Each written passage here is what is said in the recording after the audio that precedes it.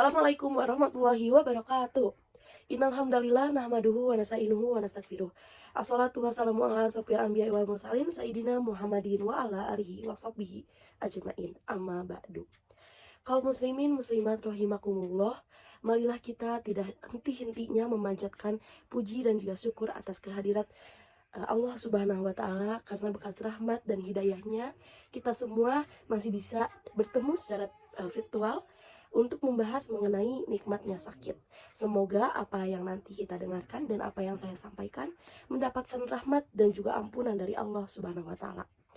Teman-teman semua, mengapa Allah memberikan ujian sakit kepada umatnya? Mengapa sakit itu menjadi nikmat? Sakit apa yang menjadi ladang pahala untuk umatnya?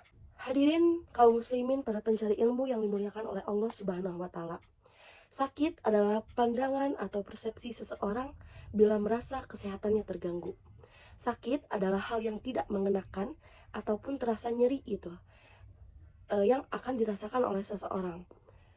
Jadi berbeda gitu, ketika kita sedang merasa sehat, kita bisa melakukan apa saja di dunia ini, tetapi ketika sakit, kita untuk beraktivitas, untuk belajar, bahkan untuk ke toilet pun pasti ada rasa nyerinya, teman-teman semua.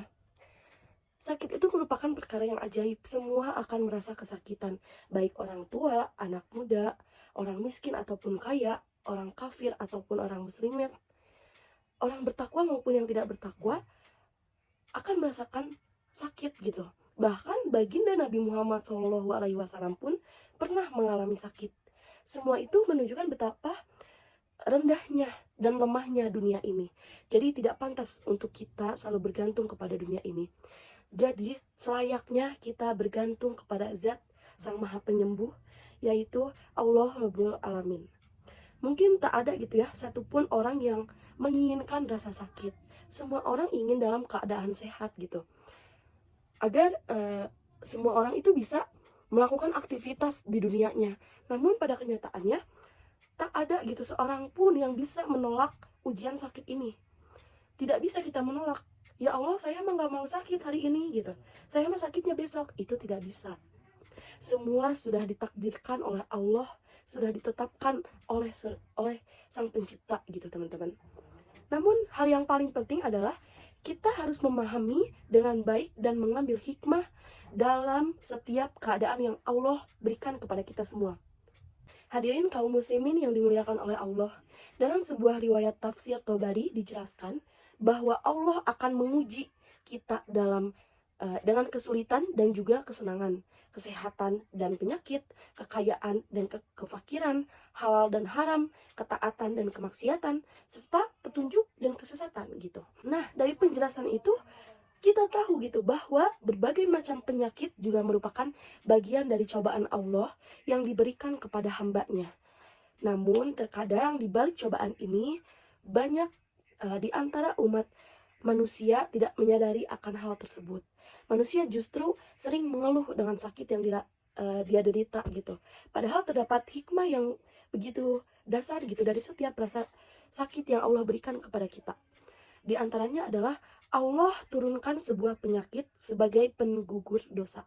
Disampaikan dalam hadis lain, Rasulullah SAW juga menyampaikan, janganlah engkau mencela demam, karena demam itu bisa menghilangkan kesalahan-kesalahan dosa manusia.